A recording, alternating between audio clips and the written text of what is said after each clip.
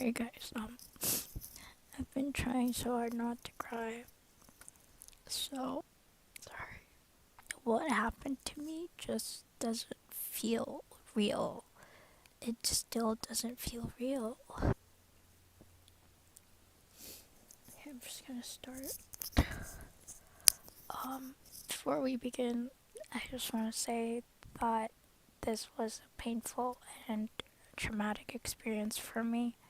I will be sharing some photos and videos and attachments on the screen, and it may be triggering for some people, so just giving a warning. And sorry if I don't make sense. I'm just so tired. I just stopped crying. Now I kind of feel like I'm ready to tell the story. I don't know how to tell you guys the story in a way that you guys would understand, but I'm going to start from the beginning, which is prior to the incident, and then I will talk about the incident and then the effects of the incident. If some things are confusing, that's just because I'm still confused, and that's just my mental state. That's literally just my mental state right now. So now I'm going to talk about my feelings and some of the things that occurred before the incident that are completely unrelated, but I still want to share them. You know, when you have a feeling that something bad is going to happen, I had that feeling for months. I don't know if it's God telling me or the Holy Spirit telling me that something bad is going to happen. I don't know if it's just a gut feeling, so I'm not going to go over the details. I'm just going to give you a summary because this is not the story at all. It's just mostly what happened before, what I was feeling. So, months before, I was printing Sabrina Carpenter tickets. Yeah, I know. It's so random, right? So this happened at home, and I was in my living room. As I was printing, I looked around and then I noticed someone was on the floor. I couldn't really see, I wasn't wearing my glasses, and it was just so far away. At first, I was like, is that a ghost? You know how in horror movies, when the protagonist hears something, they always check it out instead of just running away or calling the police or like turning on the lights. So I checked it out, and I'm glad I did because my life is not a horror movie. As I was slowly walking towards the thing on the floor, it wasn't obvious if it was a person or not when I was looking at it. And then when I realized it was a person, I ran towards it. I quickly realized that it was a family member of mine. I tried waking that person up, and at first, I couldn't wake that person up. Let's just call her Olivia. But when I was waking her up, she wasn't responding. And then after like a few seconds, it like probably like 5 seconds, she started to respond. So fast forward, after a few days, she passed away. So I'm not going to talk about this too much to protect her privacy, but obviously everyone in my house was deeply affected by it. This person, she's not really like blood related, but we treat her like family, so I called her a family member, but she's not blood related. Seeing how she was fighting for her life, I honestly cannot put into words what I was feeling and what I'm feeling right now. So I'm just quickly summarizing everything. I know some of the things that happened to me prior to the break-in were kind of heavy, but I don't want to focus on that because I don't really want to relive all my memories. So months after that, I still had a feeling in my heart that something bad is going to happen. And I tried so hard to get rid of that feeling. I prayed. I always prayed for safety for me and my loved ones. For me, I don't really worry about safety that much because I always feel like we're protected in some way. But for months, I was just terrified of the unknown. And it was just a confusing feeling because I never felt that way before. Months after the Olivia incident, someone really close to me got, and that just scared me even more. How powerless we are and I just felt like I have to save everyone. That just made me overthink some more. I tried so hard not to focus on it, but when you just have a feeling, it's just hard to get rid of it. Obviously, I didn't think about this every day. I just had this feeling that more bad things were going to happen. And I swear, I'm not this type of person. I'm not the type of person to dwell on these things, but it sucks that I was right because more things kept happening and I'm not sure why. It's just a feeling that I've been having on and off. The police didn't do anything about that, by the way. They have CCTV and everything, but they didn't do anything. This actually makes me really mad. My friend was working and a customer attacked him for no reason. But it's not my story to tell. So, weeks after that, another close family member of mine, someone blood related, got into an accident. And I won't tell you what kind of accident. This made me feel like there's a lot of almosts, but she miraculously, like, it does feel like a miracle. It truly is a miracle that this person survived. And I'm very grateful. I was grateful and I still am grateful, but I always had that lingering feeling of fear. Just to give you an idea of how bad I was feeling back then, the attack happened a month before the break in, and the accident was just a few weeks. Yes, a few weeks before that. Things just kept happening to people I love, and imagine yourself feeling fearful that something bad is going to happen, and then things kept happening. That's exactly what happened to me. I've gotten to the point where I was questioning why it has to be my loved ones. Like, why can't it just be me? Now we're getting closer to the break in, so I'm gonna be discussing what happened a week prior. I told that we should have a camera. I was just so paranoid for some reason, but I wasn't really thinking that there's going to be a break in or anything that crazy. Random people just knock on our door for years now, and one time I got my parcel stolen, so a part of me just wanted to see who was stealing my mail. And the reason for that is because sometimes, for years now, people randomly knock on our door. It's been going on for years. I guess we're kinda used to it. So let me give you a little bit of background. So this house that we were living in, we've been living there for 3 years. I don't think we were living in a bad area. Sometimes when I'm alone in that house, the random people just knock. This is actually such a long story. Let me know if you want me to do a separate story time for this because I just feel like there's more to it. And I also have phone conversations with my friends talking about my experiences in that house. But no one really took it seriously. Like, people in my house didn't really care. Here are some of the text messages.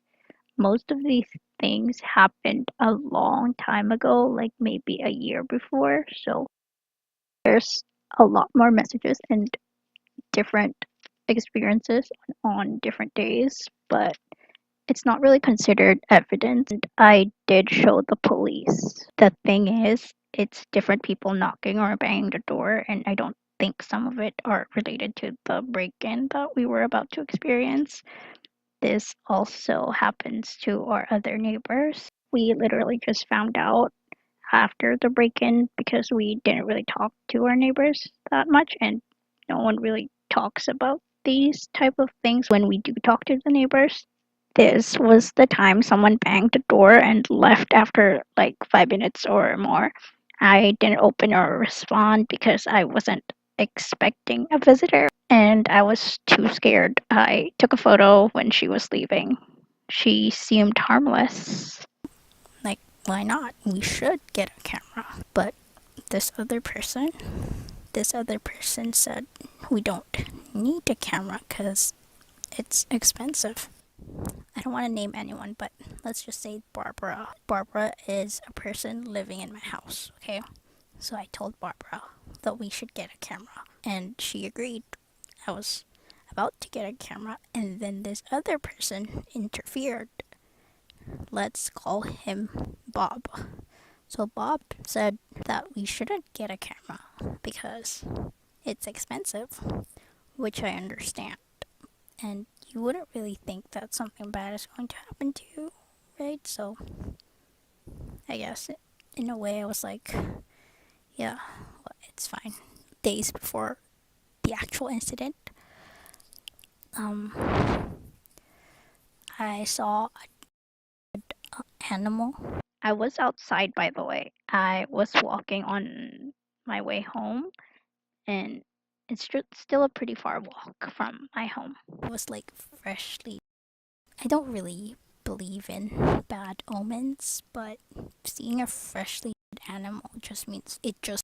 And that is just a little freaky. During that time, I was traumatized. Even seeing a dead animal traumatized me. My heart was already heavy from everything that happened, and seeing that in front of me as I was walking. But moving on, a day before the incident, I can't believe I forgot this part, but a day before, I had sleeping paralysis. If you guys don't know what that is, search it up. It's basically when you're sleeping, but your body is paralyzed and your mind is awake. I will talk about all my sleeping paralysis experiences maybe in a future video, but the creature, because I always see creatures whenever I'm having sleeping paralysis, but the creature I saw, that thing was getting close to me. So the first time I had sleeping paralysis, the creature, the entity, whatever that is, was like far away, and it just kept getting closer and closer and closer. But let's just not go there. That's not what this story is all about.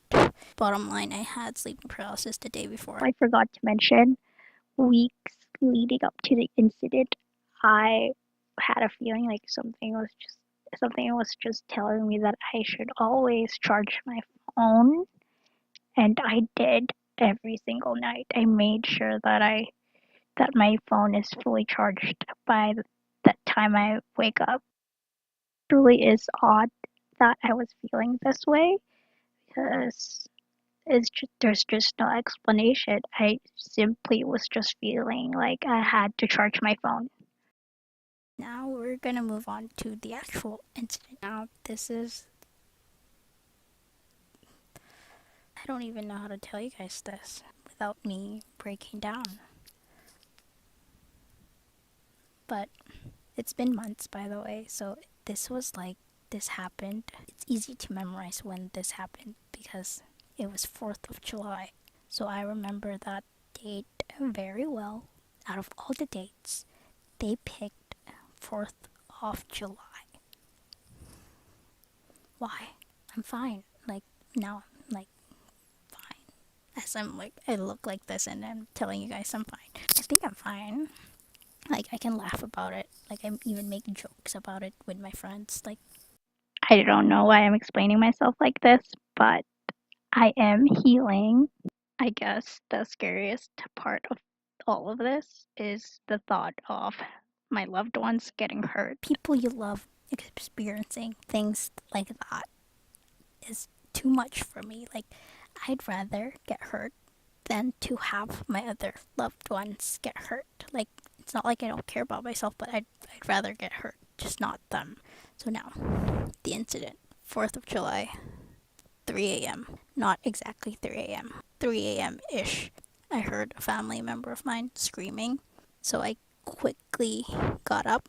I was sleeping, by the way. Like, I was fast asleep. I quickly got up and I checked what was going on, and I'll show you the format of our house. This is the best video I can find, so don't mind my cat. But I was upstairs and there's a staircase that led down to the front door, so you get a full view of the front door. and I thought it was a wild animal. I really thought it was a wild animal, you guys. I thought it was a bear. And Barbara just kept yelling, "Don't come in, don't come in." And that's when I realized they're talking to a person and not an animal. Someone was breaking the sidelight window, and the white curtains swayed back and forth with each impact. So I didn't know how many there were. At first, I didn't know what to do, but I snapped back to reality and I realized I needed to find a safe place to hide while calling Like, I 911. don't know what's going on yet, you know, because I just woke up to this loud banging. So I was here, Bob was there, and Barbara was there. And when I realized what was going on, I told everyone to follow me because we need to quickly go to my bedroom to lock ourselves and hide.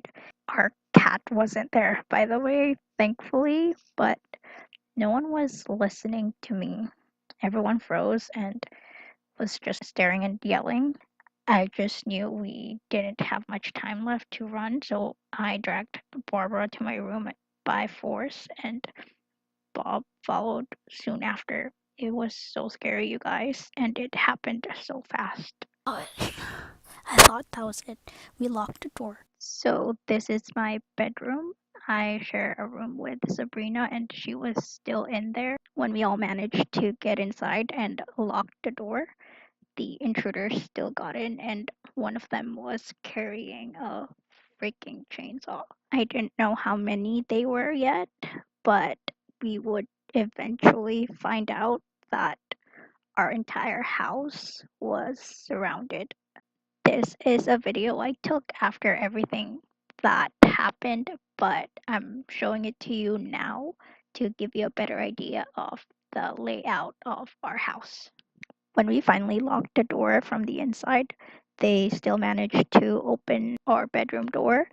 At the time, I had no idea how, but later I found out that Barbara left the key in the doorknob outside.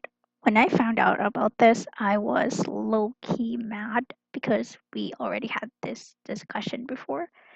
Every night I lock my door out of habit and for safety, but Barbara always unlocks it whenever she wants to see our cat, who sleeps with us every night.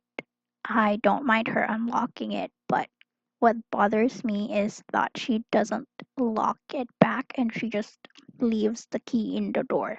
You guys have no idea how many times I've asked her to keep it locked.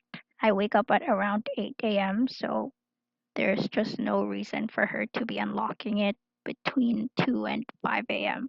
We were trying to push the door close while they were banging it and like trying to break it. Our hanging mirror even exploded.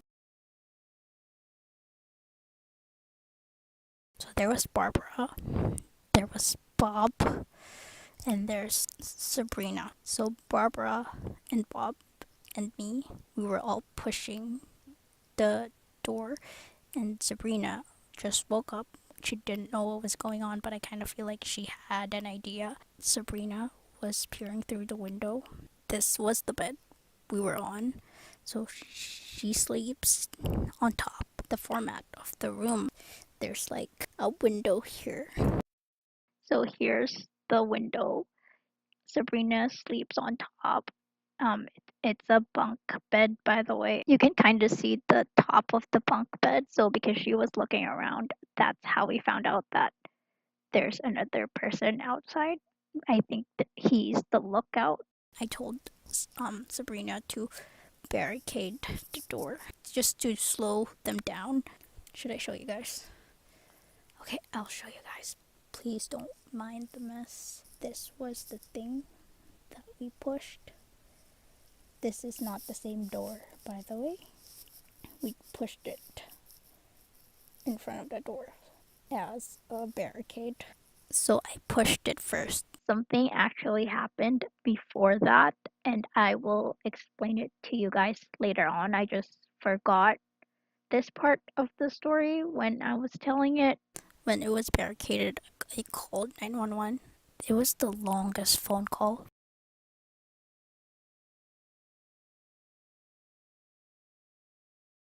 It was so hard to hear the operator because Barbara kept yelling, screaming, like, help.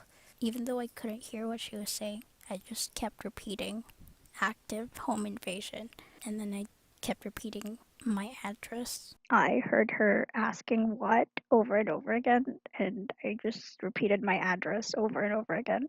Barbara was screaming so loud. I've never heard her scream that loud before. I was shaking so bad and not being able to hear each other because of Barbara's screaming, which of course I understand, but it definitely slowed down the process of getting help, and it was really frustrating.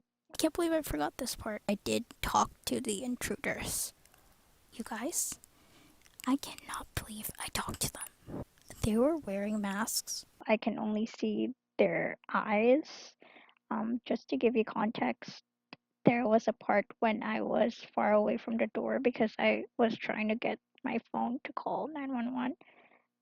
Good thing I charged my phone. Barbara and Bob were pushing the door, and there was a small gap where I can see the intruders.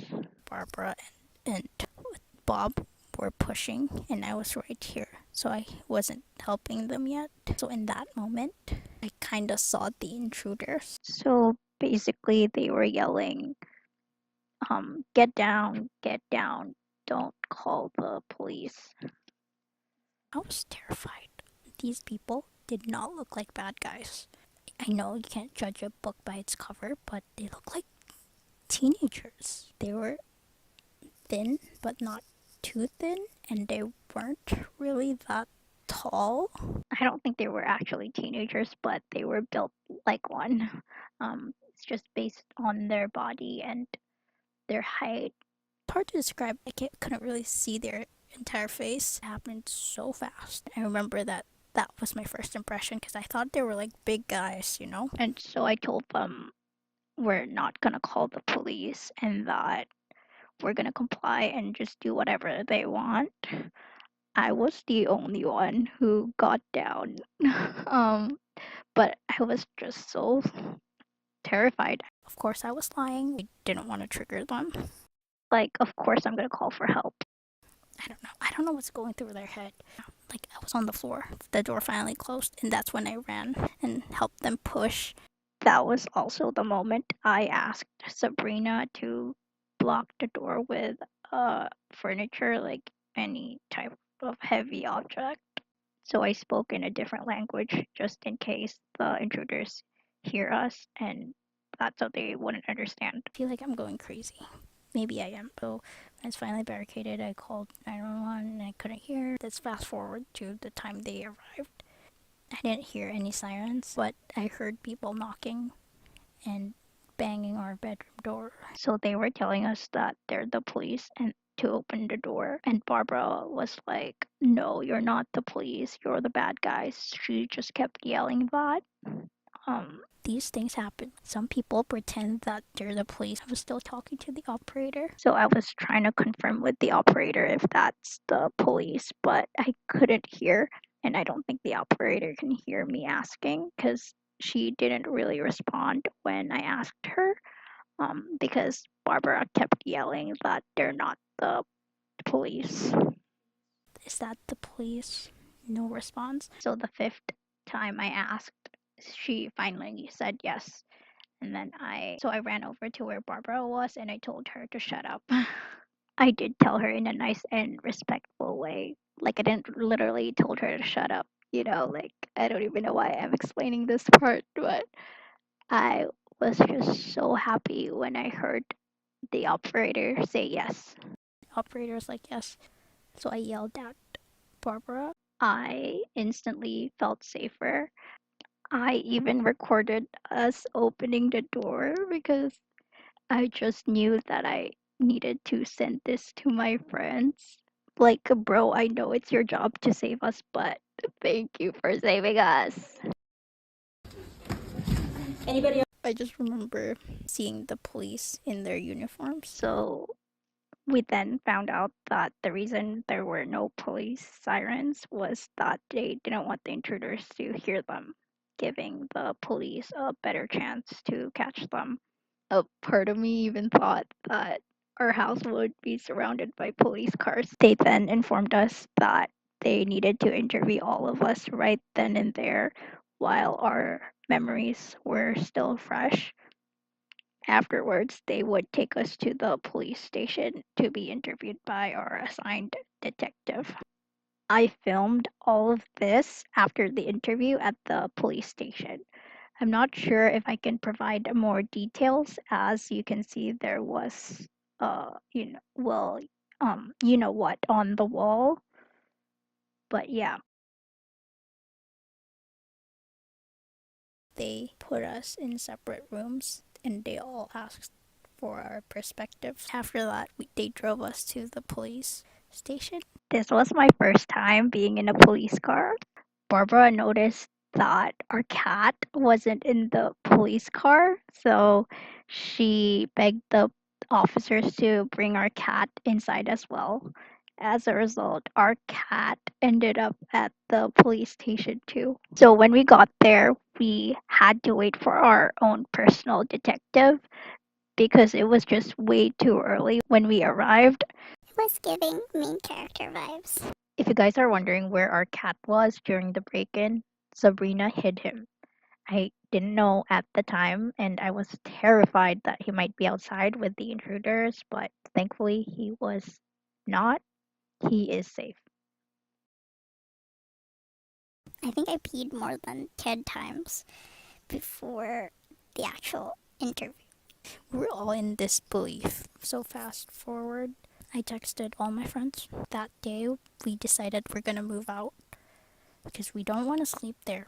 Like, even if they don't come back. When I told all my friends, they all showed up the day of the incident. So we bought a camera, and there were cameras everywhere. We started packing the day off, and it wasn't that scary because I was surrounded by people. They all helped us pack. They basically helped us emotionally, mentally, physically, like everything. We also informed our relatives who lived nearby. One was 5 minutes away, and the other one was 20 minutes away. However, they didn't really support us in any way. I guess blood isn't always thicker than water. I understand that people are busy with their own lives, but we're we're family. One person even made an insensitive joke saying that this happened to us because we don't share our blessings. Like what? That the bad guys just wanted some. He laughed as he said it, as if it were funny. Some of our relatives did help emotionally, and that's all we need. Like, we're not asking you to be there physically and help us pack. We just want support. Like, emotional support is enough. We're kind of busy at work. Just give us updates. They didn't even bother to help. Like I said, being busy is understandable, but Barbara was crying while she was telling what happened, and you just make a joke about it. That is just so insensitive. Like, it just happened. Like, our memories are still fresh, and we can still kind of remember what happened. Like, we almost died. Literally, they have a weapon. Like, the police just saved the day. That's why we're alive. Anyways, we didn't just pack for one day. Like, we've been packing for more, maybe a month or so. So it was tough packing in a house like you're so traumatized in. And some of my other friends didn't really help or ask me if I'm okay. They were just like, "Oh, that's crazy," and just wanted to gossip about it, and that's it. Yeah, we're just really grateful for the people who did show up without us asking for it. And that's how you know who the real ones are and who the fake ones are. And I cut those friends off. I don't think I'll ever fully move on, but I will say, I can joke about it now. back then, I was so scared of loud noises. I couldn't sleep before 3 a.m. I always waited till 3 a.m. to make sure nothing will happen and that I'm awake. A lot of things terrified me. I always checked my surroundings. For me, every time I walk, I felt like everyone was a suspect. So now we moved out of that house. I slept at my friend's house for weeks.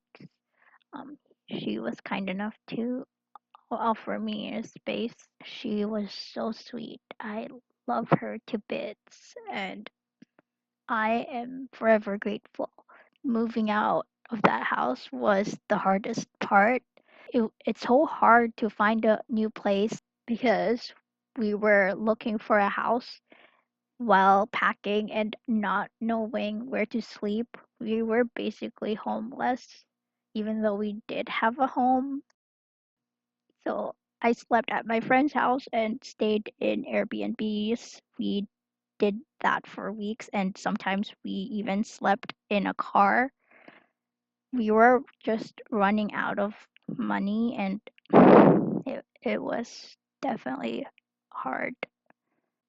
So when we finally found a place, we installed cameras right away, and we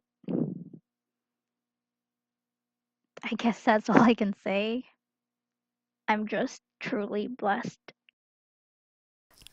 And we have cameras everywhere. I check the camera all the time, like every motion. You can call it obsession. I am still scared. Just so grateful to God. I just feel like God gave me so many warnings, and funny enough, I even had a free self defense class months before. I just remembered. I never want to use this skill though. I am too terrified. I don't want any frightening things to ever happen. I don't know if I can ever handle that type of thing. My friends, it's so nice having true friends. Like, I love them.